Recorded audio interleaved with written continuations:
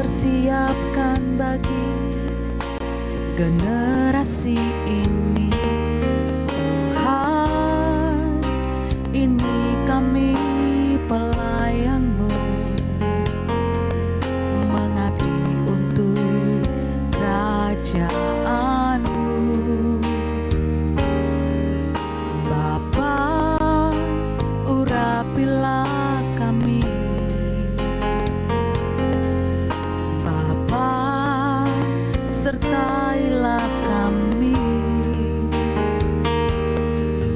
Berikan hati-Mu, berikan hikmat-Mu,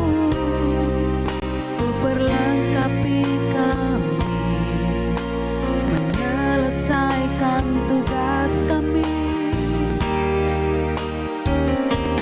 Mendidik untuk menyelamatkan, membangun generasi kudus dalam kebenaran, dalam kesucian,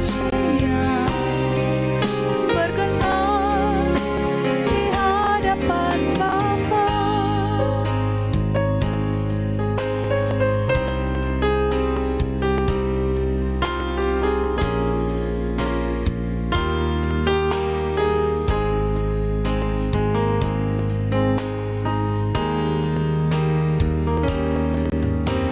Tuhan, ini kami hamba yang Kau persiapkan bagi generasi ini. Tuhan, ini kami pelayan-Mu, mengabdi untuk kerajaan-Mu. Bapa, urapilah kami. Bapa, sertailah kami. Berikan hati-Mu, berikan hikmat-Mu, untuk perlengkapi kami, menyelesaikan tugas kami. Mendidik untuk menyelamatkan, membangun generasi kudus dalam kebenaran, dalam kesucian, berkenan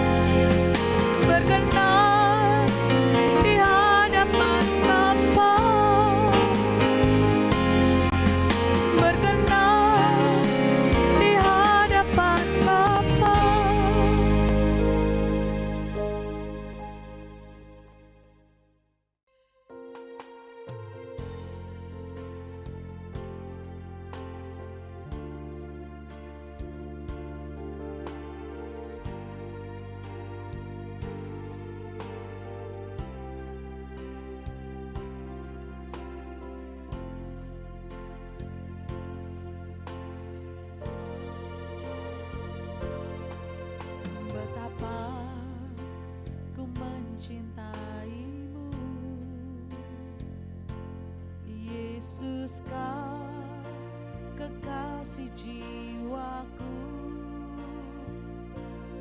kau telah ubahkan hidupku menjadi ciptaan yang baru. Kau telah korbankan hidupmu, darahmu hapuskan dosaku. Yesus kau selamatkan hidupku, Engkaulah segalanya bagiku. Mau selalu menyenangkanmu, mau selalu melayanimu, mau selalu mengikutimu, untuk menjadi serupa denganmu. Mau selalu turuti firman-Mu, ku mau selalu lakukan kehendak-Mu, ku mau selalu setia padamu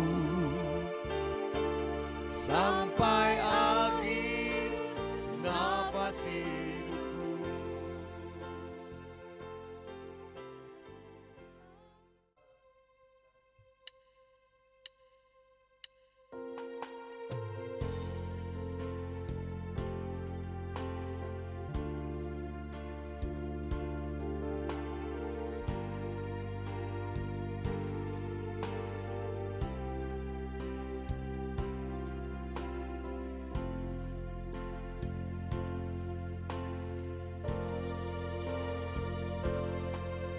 Betapa ku mencintaimu,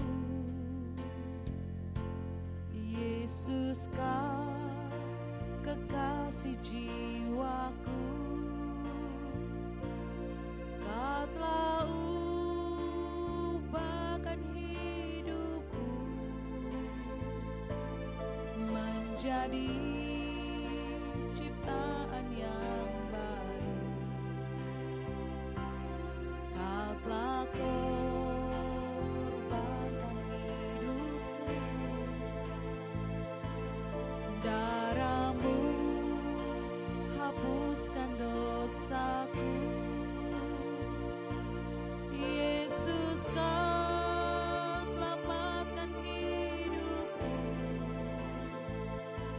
Engkaulah segalanya bagiku.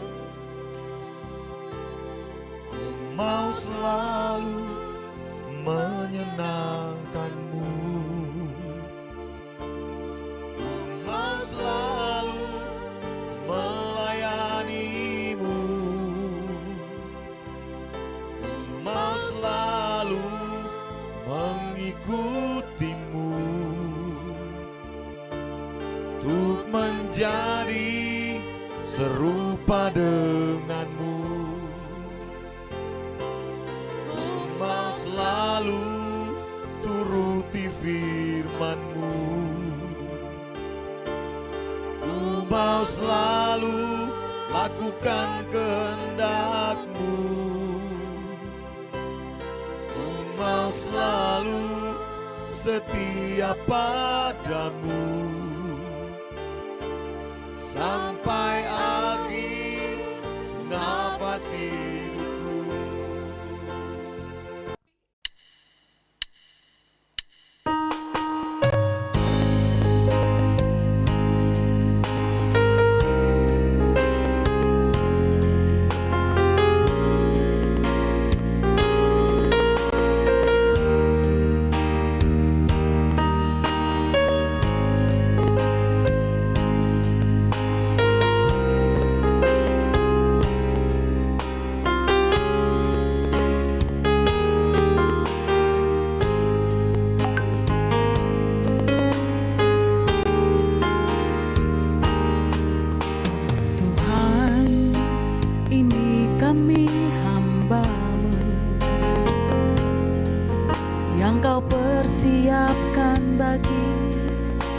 generasi ini.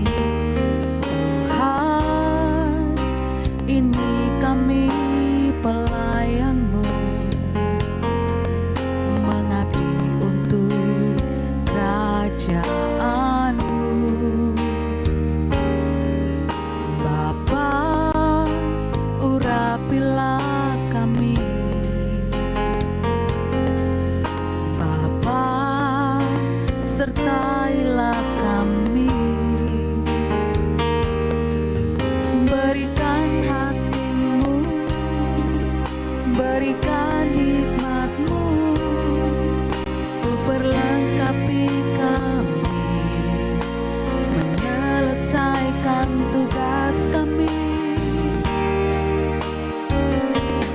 Mendidik untuk menyelamatkan, membangun generasi kudus dalam kebenaran, dalam kesucian,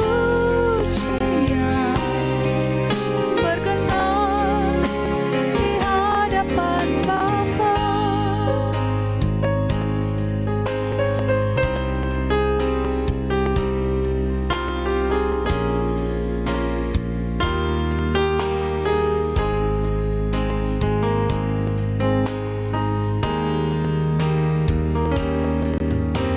Tuhan, ini kami hamba yang Kau persiapkan bagi generasi ini. Tuhan, ini kami pelayan-Mu, mengabdi untuk kerajaan-Mu. Bapa, urapilah kami. Bapa, sertailah kami. Berikan hati-Mu, berikan hikmat-Mu, untuk perlengkapi kami, menyelesaikan tugas kami. Mendidik untuk menyelamatkan, membangun generasi kudus dalam kebenaran, dalam kesucian, berkenan di hadapan Bapa. Mendidik untuk menyelamatkan, membangun generasi kudus dalam kebenaran, dalam kesucian,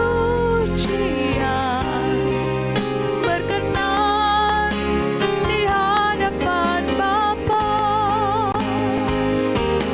Mendidik untuk menyelamatkan, membangun generasi kudus dalam kebenaran, dalam kesucian, berkenan di hadapan Bapa.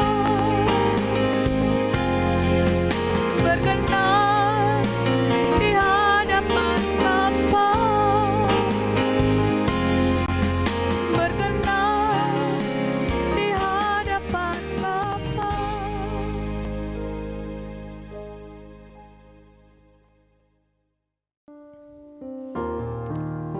Shalom semua mentor Genji Nusantara yang ada di Banjarmasin, yang ada di Palangkaraya, yang ada di berbagai tempat yang lain. Kita bersyukur kita boleh ada oleh karena kemurahan Tuhan dalam hidup kita. Saya ajak kita semua mempersiapkan hati kita untuk kita masuk dalam hadirat Tuhan. Kita mau mempersiapkan batin kita untuk berjumpa dengan Tuhan. Haleluya. Bapa di surga, kami datang di hadapan Tuhan. Kami mengucap syukur Tuhan kalau kami boleh melayani Tuhan di ladang pendidikan ini. Kami boleh ada, diberikan kesempatan oleh Tuhan, memenuhi panggilan Tuhan dalam hidup kami. Kami mengucap syukur Tuhan. Dan Tuhan bawa kami untuk senantiasa setia dalam pekerjaan kami, dalam pelayanan dan pengabdian kami kepada Tuhan, untuk mendidik, menyelamatkan generasi kami. Dan saatnya kami mau datang di hadapan Tuhan. Kami memerlukan Tuhan. Kami memerlukan kuat kuasa-Mu Tuhan. Kami memerlukan kasih-Mu Tuhan, untuk membalut jiwa kami, untuk menyembuhkan jiwa kami, dan juga menyembuhkan anak-anak kami. Kami memerlukan Tuhan, kuasa-Mu untuk menyertai pekerjaan ini, agar Tuhan nyata dalam kehidupan kami dan dapat dilihat oleh setiap anak. Setiap anak boleh mengenal Tuhan melalui kehidupan kami ya Bapa. Dan berkatilah ibadah kami pada sore hari ini. Dan kami percaya perjumpaan dengan Tuhan adalah perjumpaan yang sangat memuaskan dahaga jiwa kami. Dan kami mau datang di hadapan Tuhan. Kami merendahkan diri di hadapan Tuhan. Kami mau katakan ya Tuhan, kami membutuhkan Engkau seperti rusa yang merindukan sungai-Mu, merindukan air kehidupan atas dahaga jiwa kami ini Tuhan. Terima kasih Tuhan Yesus.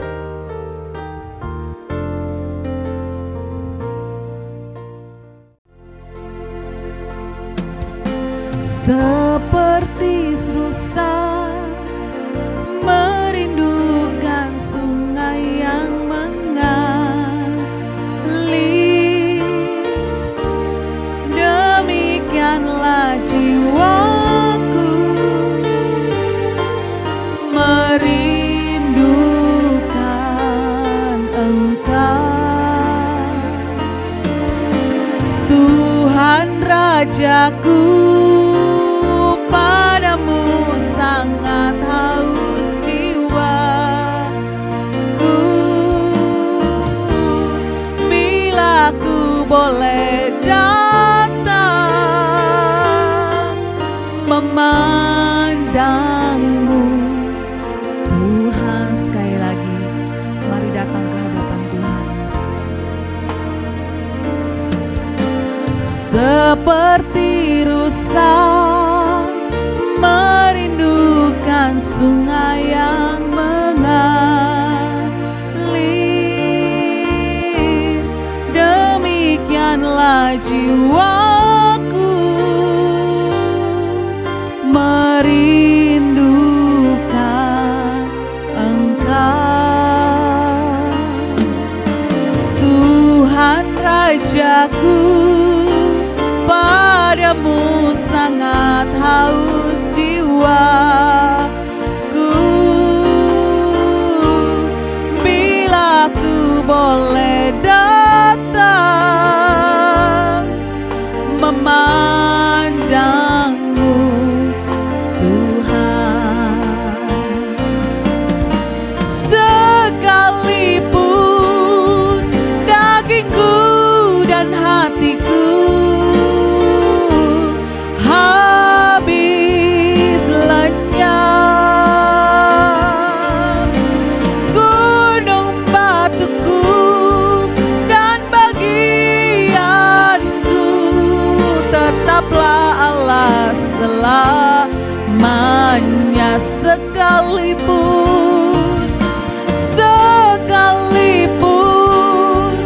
dagingku dan hatiku habis lenyap, gunung batuku dan bagianku tetaplah Allah selamanya. datang dengan segenap kerinduan kepadamu Tuhan. Seperti rusa merindukan sungai yang mengalir, demikianlah jiwaku merindukan Engkau. Tuhan Rajaku, padamu sangat haus jiwaku. Bila ku boleh datang memandangmu Tuhan, sekali lagi, seperti rusa yang rindu, seperti rusa merindukan sungai yang mengalir, demikianlah jiwaku merindukan Engkau. Tuhan Rajaku, padamu sangat haus jiwaku. Bila ku boleh datang memandangmu Tuhan,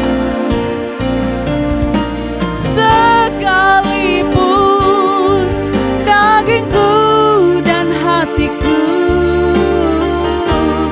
habis lenyap, gunung batuku dan bagianku tetaplah Allah selamanya. Sekalipun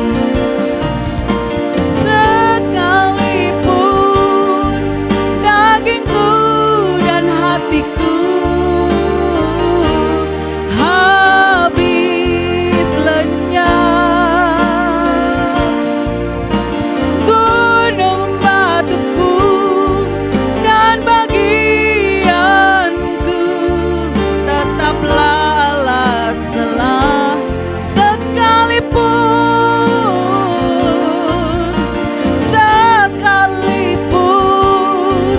dagingku dan hatiku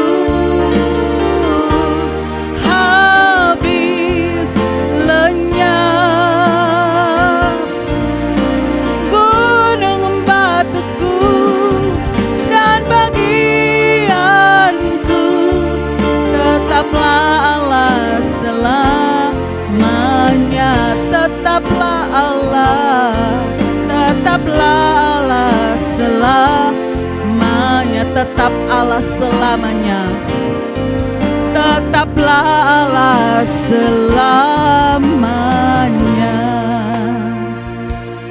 Terpujilah Tuhan kami, Allah kami. Kami datang di hadapan-Mu seperti rusa yang rindukan sungai kehidupan-Mu. Kami haus kepadamu, puaskan jiwa kami Bapa, puaskan dahaga kami dengan air kehidupan-Mu. Ya Yesus, kami merindukan-Mu Bapa, kami rindu hadirat-Mu Tuhan dalam hidup kami. Kami rindukan Engkau, jamahan-Mu ya Tuhan dalam hidup kami. Haleluya, haleluya. Engkau Tuhan kami satu-satunya, Allah kami, kekuatan kami, pertolongan kami, penghiburan kami, Engkau segalanya, ya Tuhan, ya Bapa, ya Tuhan Yesus.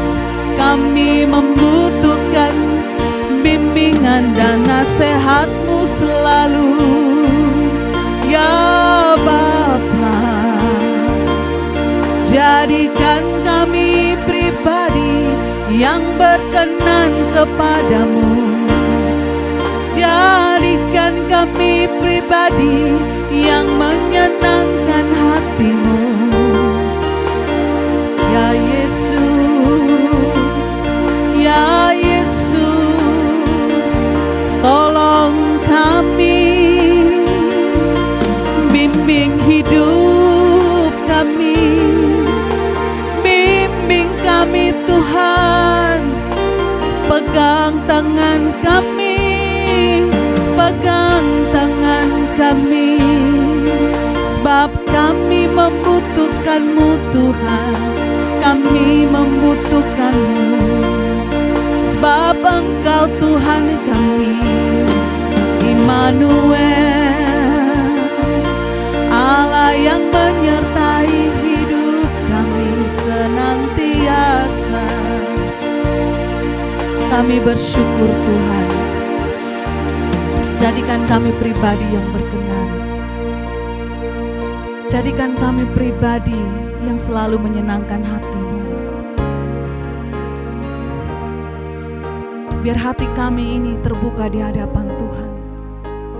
Selidiki dan tegurlah kami Tuhan, jika kami menyimpang dari jalan-Mu, sebab kami mau berjalan hanya bersama dengan Tuhan.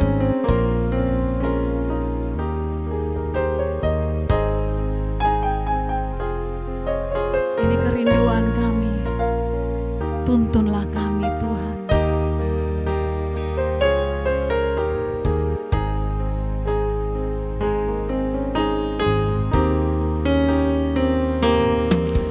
Tuhan menyelidiki jalan hidupku, Dia tahu bila ku duduk atau berdiri. Dia mengerti dengan sempurna pikiran dan isi hatiku. Sebelum lidahku ini mengucapkan kata, sesungguhnya semuanya telah Kau ketahui. Dari belakang dan dari depan, Kau guru segenap hidupku. Ini ku buka hatiku, selidikilah dan kenali aku. Ku sedia Kau periksa selalu, adakah jalan hidupku serong. Tuhanku, tuntun aku, bawaku sampai ke surga.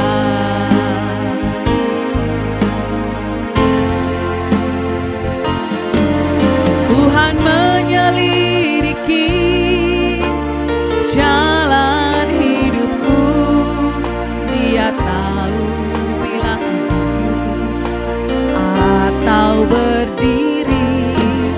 Dia mengerti dengan sempurna pikiran dan isi hatiku. Sebelum lidahku ini mengucap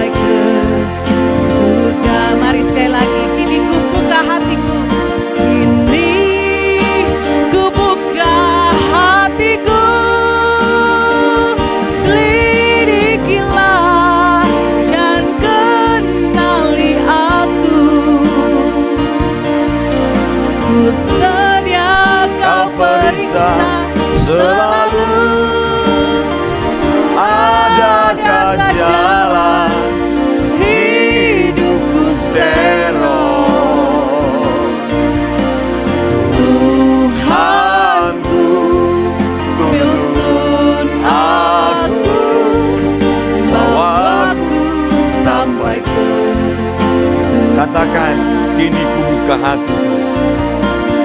Kini ku buka hatiku.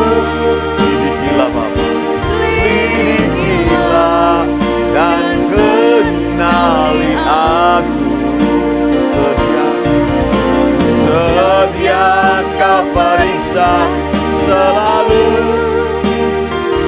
Adakah jalan hidupku sero? Tuhanku, tuntun aku, bawaku sampai ke surga.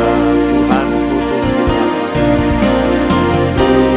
Tuhanku, tuntun aku, bawaku sampai ke, bawaku Tuhan, bawaku sampai ke surga. Bapa, dalam nama Tuhan Yesus Kristus, mohon Engkau tuntun hidup kami Bapa, agar kami tiba sampai ke surga, sampai di rumah Bapa yang kekal. Saat ini kami membutuhkan isi hati-Mu, Bapa. Bicara kepada kami sebagai pimpinan sekolah, sebagai mentor, sebagai staf. Bicaralah kepada kami, Bapa, agar kami menjadi pribadi yang menghadirkan Tuhan di sekolah kami masing-masing, di ruangan kelas di mana Tuhan percayakan kami untuk belajar, mengajar, dan melayani anak-anak. Bicaralah Bapa. Kami sangat membutuhkan isi hati Bapa disampaikan. Karena isi hati Bapa adalah kehidupan kami yang sesungguhnya. Ini waktu-Mu Roh Kudus, sampaikanlah. Dalam nama Tuhan Yesus Kristus, kami sudah berdoa dan bersyukur. Amin. Silakan duduk Bapak Ibu.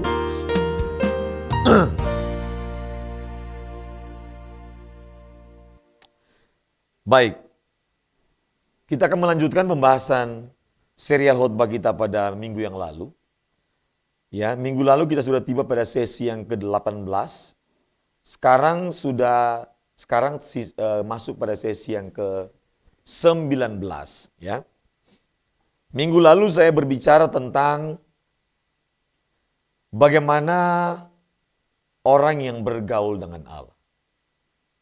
Termasuk contohnya adalah Yusuf. Kita sudah belajar Yusuf, sehingga Yusuf dapat memancarkan kesucian hidup. Yusuf bisa menghadirkan kesucian hidup yang luar biasa. Dan itu yang kita harapkan agar para mentor, pimpinan dan staf Geni Nusantara itu dapat menghadirkan Kristus di dalam pekerjaan, di dalam pelayanan, di dalam ruangan-ruangan kelas. Karena itulah sesungguhnya pendidikan Kristen yang benar. Nah, hari ini saya akan melanjutkan bagaimana kita belajar dari pelajaran kehidupan Yusuf. Ada banyak hal yang perlu kita pelajari. Dan saya berharap akan lahir Yusuf-Yusuf di akhir zaman. Akan lahir pimpinan-pimpinan sekolah yang berkarakter seperti Yusuf. Yang berkarakter Kristus dalam kehidupan, pekerjaan dan pelayanan. Saya berharap lahir para staf dan mentor yang bekerja dengan karakter seperti Yusuf. Ya. Mari kita lanjutkan. Pelajaran berharga dari kehidupan Yusuf. Kalau kita membaca dalam pasal 42, Alkitab menjelaskan bahwa Yusuf telah menjadi penguasa di Mesir. Sementara itu Yusuf telah menjadi mangku bumi di negeri itu. Ini laporan dari Kejadian pasal 42. Dialah yang menjual gandum kepada seluruh rakyat negeri itu. Kisahnya dalam Kejadian pasal 39, Yusuf mendapatkan kesempatan oleh Firaun. Dan pasti itu adalah kesempatan yang diberikan Tuhan kepada Yusuf. Untuk dapat menerjemahkan mimpi Firaun. Selain mampu menerjemahkan mimpi Firaun, Yusuf juga harus bisa mengartikan cerita mimpi Firaun tersebut. Dan yang luar biasanya adalah Firaun minta Yusuf menceritakan apa mimpinya. Bayangkan tuh. Yusuf bukan hanya menceritakan, tapi Yusuf juga bisa mengartikan mimpi dari Firaun. Ini luar biasa Bapak Ibu. Nah, itu Kejadian 39 dan lanjut sehingga Firaun ketika Yusuf mampu mengartikan, Firaun menunjuk Yusuf untuk dapat menjadi penguasa setelah Firaun. Artinya orang kedua penguasa di Mesir. Dengan tugas yang sangat berat, yaitu apa? Dia harus mengelola kelaparan yang terjadi selama 77 tahun di seluruh wilayah Mesir. Ini penting sekali, pelajaran yang luar biasa. Jadi Yusuf bukan diangkat mendapatkan kursi jabatan, kekuasaan, tapi tidak punya tanggung jawab. Enggak. Justru dengan Firaun mengangkat Yusuf, Firaun menyertai dengan tugas tanggung jawab yang saat itu tidak dapat dikerjakan oleh siapapun. Tugas pertama menerjemahkan, mengartikan aja nggak ada yang bisa. Apalagi mengelola krisis kelaparan yang terjadi.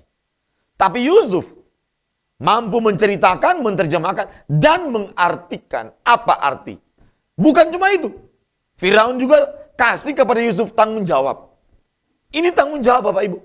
Bukan hanya penghargaan menjadi pemimpin nomor 2 di Mesir. Tapi Yusuf diberikan tanggung jawab yang sangat berat. Untuk dapat menyelamatkan Mesir dari kelaparan 7 tahun. Ini pelajaran yang sangat penting Bapak Ibu. Kenapa saya bilang penting? Perhatikan baik-baik. Rasanya ada begitu banyak orang yang kalau membaca kisah Yusuf hanya tertarik kepada pengangkatan Yusuf menjadi orang nomor 2 di Mesir. Seolah-olah pengangkatan Yusuf menjadi penguasa nomor 2 di Mesir itu adalah inti dari semuanya. Oh tidak. Yusuf diangkat menjadi penguasa nomor 2 di Mesir tidak terlepas dari seluruh proses kehidupan Yusuf. Ini yang harus kita ajarkan kepada anak-anak. Generasi hari ini adalah generasi yang result oriented. Yang hanya mengejar hasil. Yang hanya berorientasi untuk mencapai hasil.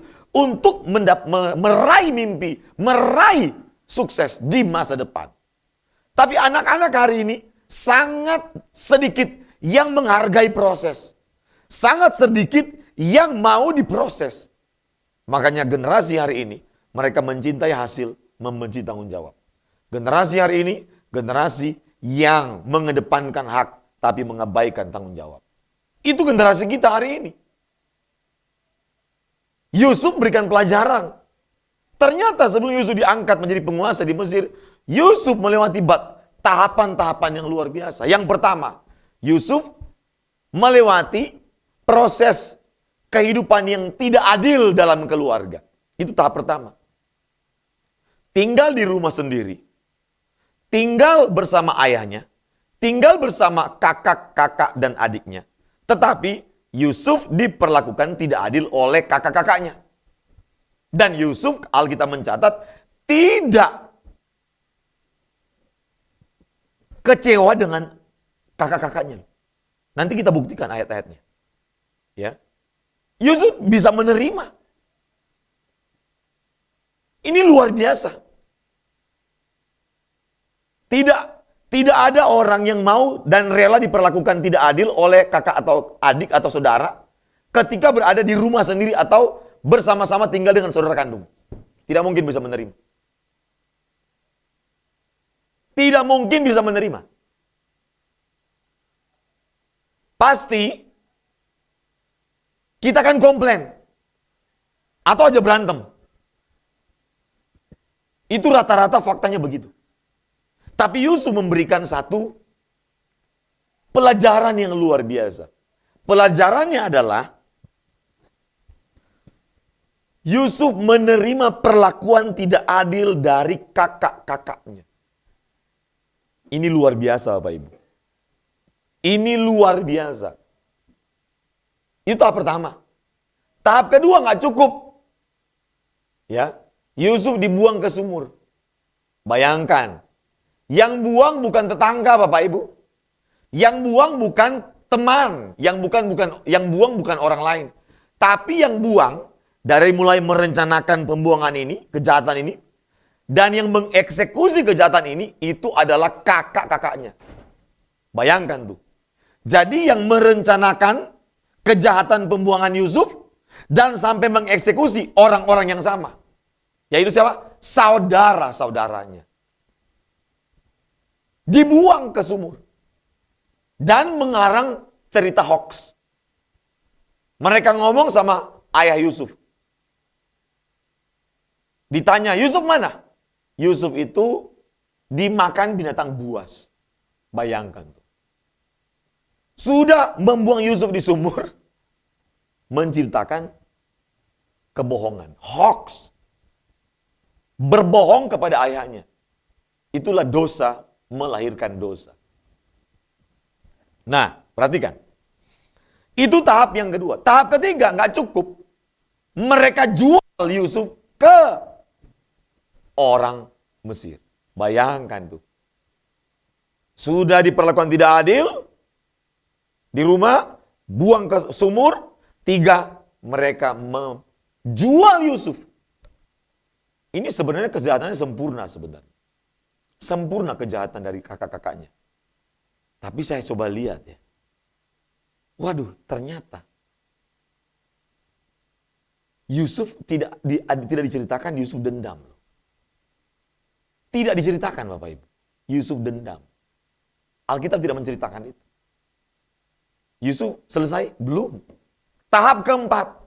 Yusuf menjadi budak. Dan dalam pekerjaan sebagai budak, Yusuf pun sudah melakukan yang terbaik. Contoh, dia melakukan pekerjaan baik di rumah maupun di ladang, kata Alkitab. Itu semuanya berhasil. Semua berhasil. Artinya tanggung jawab Yusuf yang ada di rumah, Yusuf kerjakan semuanya berhasil. Tanggung jawab yang di ladang, berarti 2 tanggung jawab ini. Semuanya berhasil. Pertanyaannya, apakah nanti Yusuf bekerja di rumah Potifar baru dia bisa bekerja? Enggak. Yusuf kata Alkitab, Kejadian pasal 37 ayat 2, Anda baca, Yusuf itu kebiasaannya menggembalakan kambing domba. Ketika Yusuf masih belasan tahun. Dari kecil Yusuf itu sudah bekerja. Jadi tidak tiba-tiba rajin ketika jadi budak. Tidak tiba-tiba rajin ketika tinggal di rumah orang. Tidak tiba-tiba rajin ketika bekerja. Makanya jangan begini, kalau Anda punya adik ya, malas. Terus Anda bilang, kamu harus belajar kerja. Nanti kalau kamu boleh kerja di perusahaan atau di kantor, jadi PNS, kamu enggak boleh begini. Oh, kalau saya nanti kalau sudah bekerja baru saya mulai belajar kerja. Nggak mungkin bisa bekerja dia. Tidak mungkin rajin. Sama dengan begini, kalau Anda perempuan malas, masak air panas angus, bangun matahari bakar pantat bahasa orang Kupang ini, siang-siang terus, masak Indomie rebus jadi Indomie goreng, ya. Anda masak bubur jadi nasi angus. Lah ini nggak bisa kalau misalnya Anda tidak latih dari kecil, dari sekarang, sebelum Anda menikah. Ada perempuan, kalau orang tua bilang begini, kamu tahu enggak, kamu ini kan calon istri, kamu harus belajar masak. Mama, masak itu gampang, nanti aja pas menikah bisa kan, terlalu gampang. Percaya sama saya, kalau kamu dari kecil, remaja, dari gadis sudah nggak bisa masak, waktu kamu menikah, kamu pun tidak mungkin bisa masak. Bisa, terpaksa kalau kamu menderita, suamimu jahat, ya kamu akan bisa masak. Tapi kalau kamu suamimu baik, ya sudah, kamu akan dimanja. Akan makin malas terus. Nggak ada orang rajin tiba-tiba.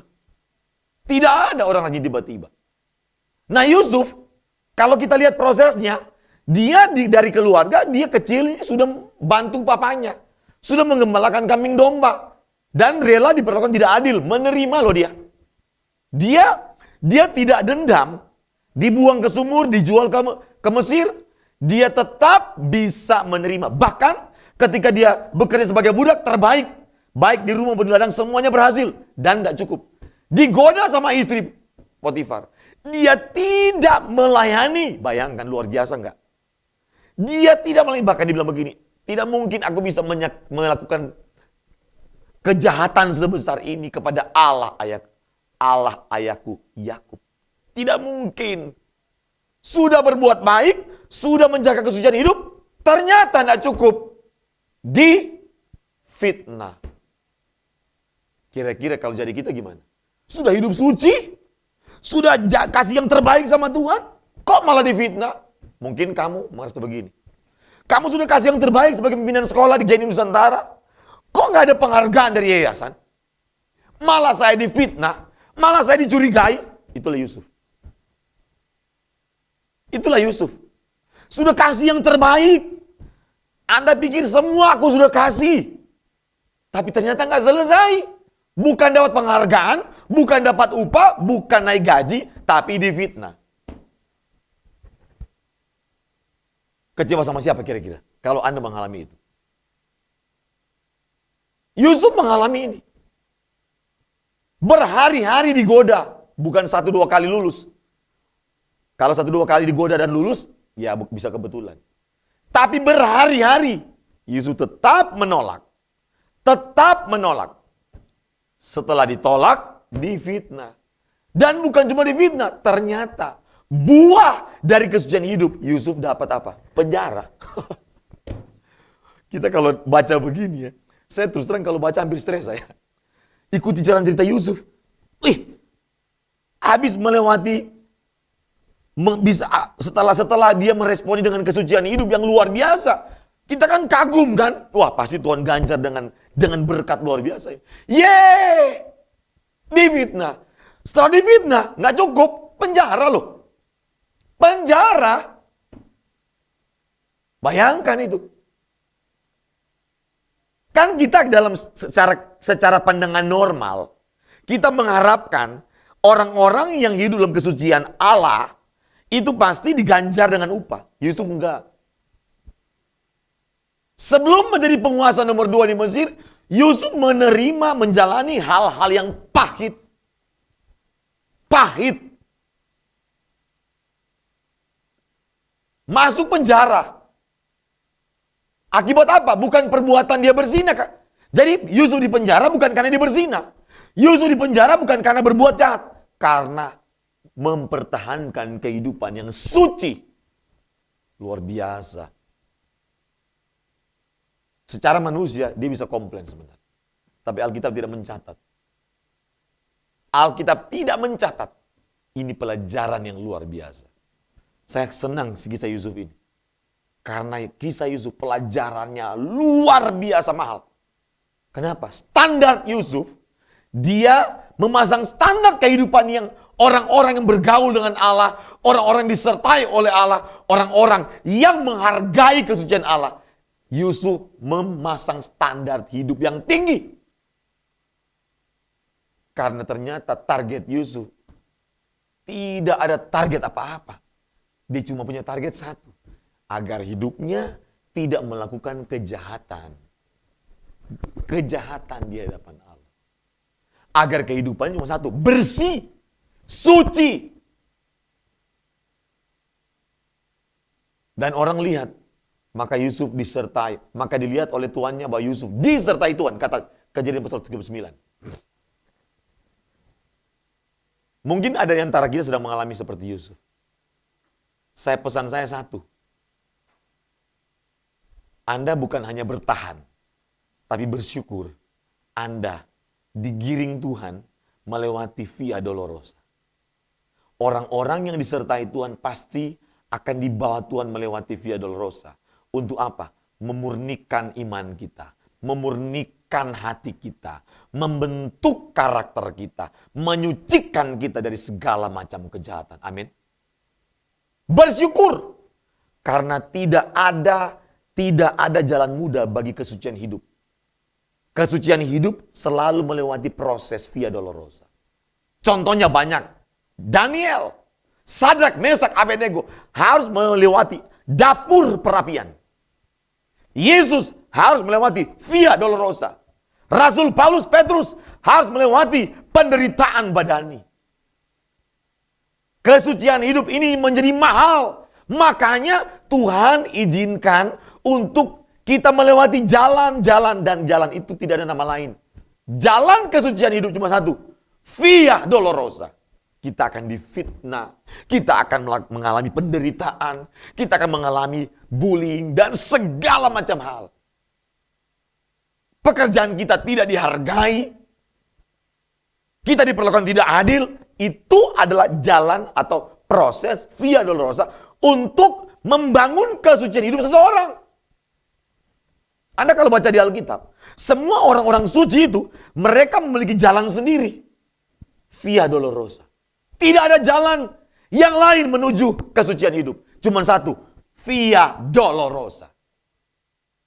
Saya juga baru ngerti sih hari-hari ini. Oh iya. Dulu kita sudah baca-baca kisah ini. Tapi tidak ada pewahyuan sama sekali. Kenapa? Kita belum masuk dalam proses Via Dolorosa ini. Belum masuk. Tapi ketika kita masuk di proses Via Dolorosa ini, di jalan kesucian hidup ini. Oh, karena namanya jalan kesucian hidup, maka pola pikir kita makin hari makin bersih, makin jernih, mampu bisa melihat mutiara-mutiara ilahi. Amin. Wah, dahsyat sekali. Tapi nggak mudah. Tidak mudah Bapak Ibu. Tidak mudah Bapak Ibu. Waduh, berat.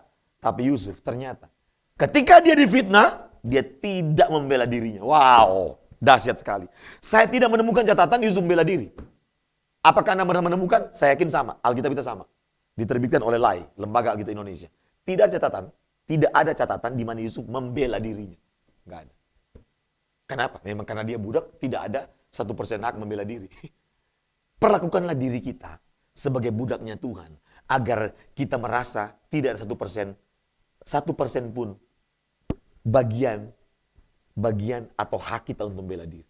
Kalau kita tidak merasa diri kita budak atau hamba, kita akan punya 100% membela diri.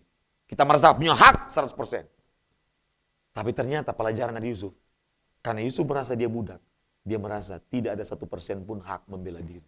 Karena dia tahu, kalau dia berjalan dan disertai oleh Allah, dia melakukan hal-hal yang dikehendaki oleh Allah. Satu, maka yang bela dia bukan manusia, tapi Tuhan akan bela dia.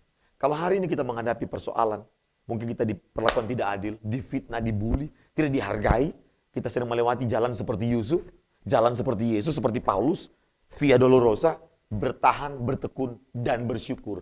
Kenapa? Kita sedang berada di track membangun kesucian hidup. Kita sedang berada di golongan orang-orang yang akan disucikan hidupnya oleh Allah. Melalui persoalan. Tidak ada sarana yang lain untuk menyucikan hidup manusia selain yang namanya persoalan hidup. Ketidakadilan. Perlakuan tidak adil pasti kita hadapi.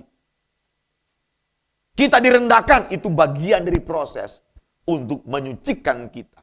Waduh, luar biasa. Pelajaran Yusuf mahal sekali Bapak Ibu. Sangat mahal. Sangat mahal. Ya, sangat mahal. Orang hanya suka baca Kejadian pasal 39 dan Kejadian pasal 42. Tapi sebenarnya Kejadian 37 sudah mulai menceritakan siapa Yusuf sebenarnya. Bagaimana Yusuf itu mulai dilatih oleh ayahnya untuk bekerja, mengembalakan kambing domba. Dia diajar untuk berlaku jujur. Dia diajar untuk membangun kepercayaan iman kepada Tuhan. Wow, dahsyat sekali. Luar biasa. Mari kita lanjut. Pelajaran berharga dari kehidupan Yusuf yang berikutnya. Kalau kita lihat ya. Ketika Yusuf telah pulang, mereka membawa persembahan yang ada pada mereka itu kepada Yusuf dalam rumah. Lalu sujud kepadanya sampai ke tanah. Ini sudah Kejadian pasal 43. Ya, sudah 2 pasal kita bahas. Nanti ada pasal ke-44 lagi. Ketika Yehuda dan, saya lompat ya. Ketika Yehuda dan saudara-saudaranya sampai ke dalam rumah Yusuf, Yusuf masih ada di situ. Sujudlah mereka sampai ke tanah di depannya. Terbalik. Betul? Terbalik ya. Dulunya ya, lihat ya. Dulunya ya. Mereka ini buang ke sumur. Betul? Dibuang. Orang yang mereka buang, yang mereka minta tolong, minta makan. Kenapa? Di seluruh Mesir kelaparan. Tuhan gak buta, amin. Kalau Anda direndahkan hari ini, Percayalah. Tuhan gak buta. Amin.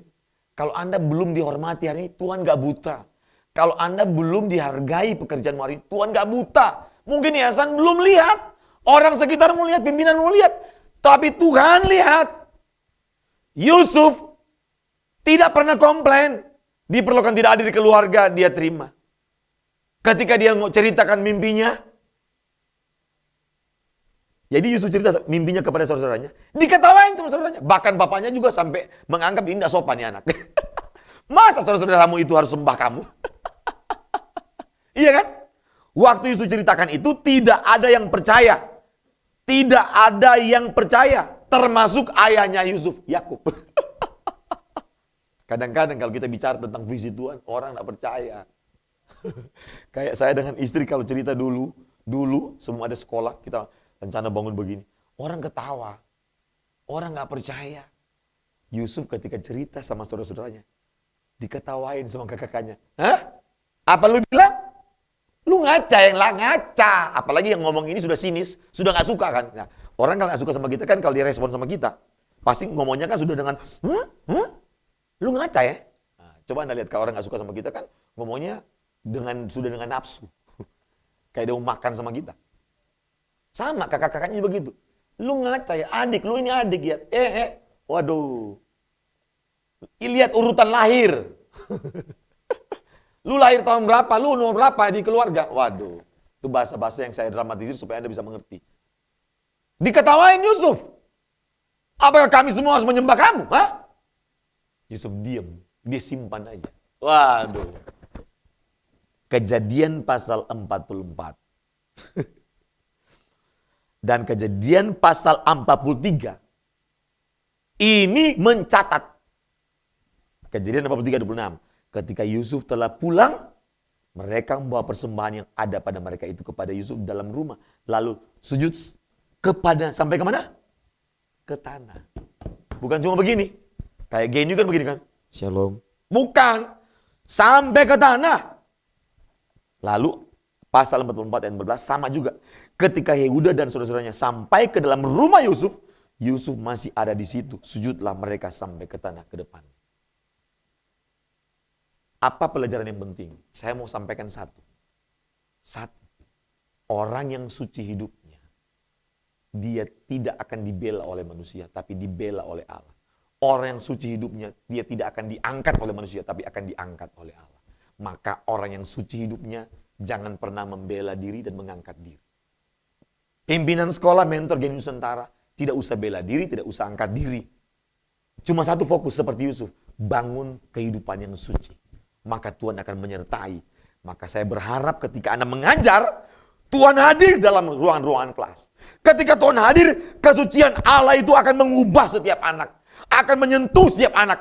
Akan menjamah setiap anak. Nanti Anda akan lihat, anak-anak akan menangis ketika Anda mengajar. Anda akan melihat anak-anak dilawat Tuhan ketika Anda mengajar.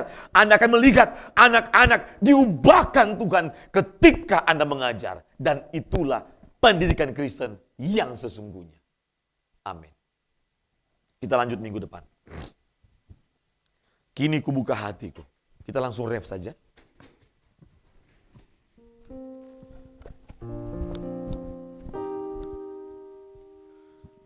Ya Bapa, terima kasih Tuhan. Kini kubuka hatiku. Selidikilah Tuhan. Ya Bapa. Mari datang sungguh-sungguh kepada Tuhan. Katakan pujian ini sungguh-sungguh kepada Tuhan.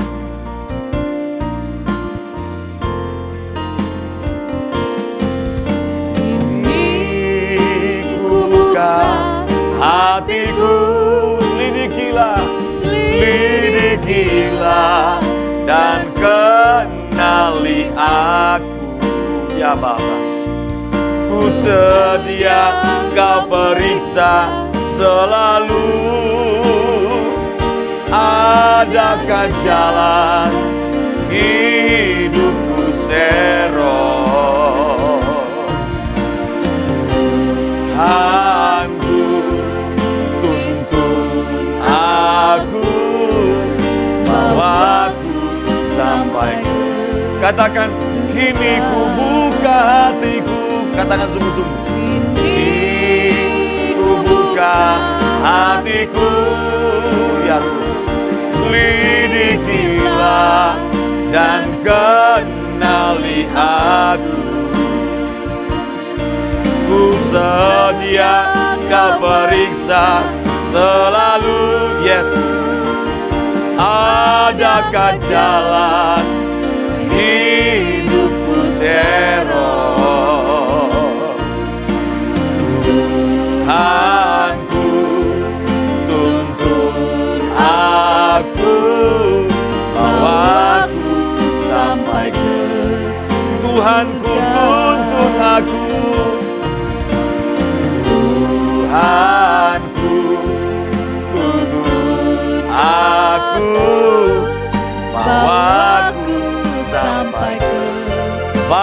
aku sampai ke surga, bawa aku sampai ke surga. Dimanapun Anda berdiri hari ini, dimanapun Anda ada hari ini, minta Tuhan menyelidiki batin dan hati pikiran kita. Jangan sembunyikan kejahatan. Fokus membangun kesucian hidup. Karena kesucian hidup adalah harta abadi kita. Orang-orang yang suci adalah orang-orang yang memuaskan hati Allah. Orang-orang yang suci hidupnya disertai oleh Allah. Orang-orang yang suci hidupnya menghadirkan Allah dimanapun. Orang-orang yang suci hidupnya dibela oleh Allah. Orang-orang yang suci hidupnya diangkat oleh Allah. Jangan takut kalau Anda menghadapi perlakuan tidak adil, direndahkan, tidak dihormati, tidak dihargai. Tidak usah takut. Mata Tuhan memenuhi bumi dan melihat engkau. Tuhan tidak pernah berhutang kepada kita. Tuhan tidak pernah meninggalkan orang-orang yang suci hidupnya. Mari, keluarkan semua racun-racun kejahatan yang ada dalam hati, pikiran, batin kita. Pastikan hidup kita bersih. Sehingga kita menjadi mentor pimpinan sekolah staf yang bekerja dengan kesucian hidup, yang mendidik dengan kesucian hidup, yang menghadirkan Tuhan dimanapun Anda ada. Sehingga kesucian hidup akan memampukan kita menghadapi berbagai macam penderitaan, persoalan, pergumulan. Karena kesucian hidup seseorang sangat dinikmati oleh Allah. Angkat tanganmu dua-dua di hadapan Tuhan. Terimalah berkat Tuhan. Berkat dan anugerah daripada Allah Bapa. Cinta kasih daripada Tuhan kita Yesus Kristus. Tuntunan, pertolongan, perlindungan, pemeliharaan yang sempurna dari Roh Kudus menyertai kita mulai sore ini sampai Tuhan Yesus datang kembali. Menjemput kita pulang orang-orang saleh ke rumah Bapa yang kekal untuk memerintah bersama Kristus di kerajaan surga selama-lamanya. Dalam nama Yesus. Haleluya. Amin. Tuhan Yesus berkati. Shalom.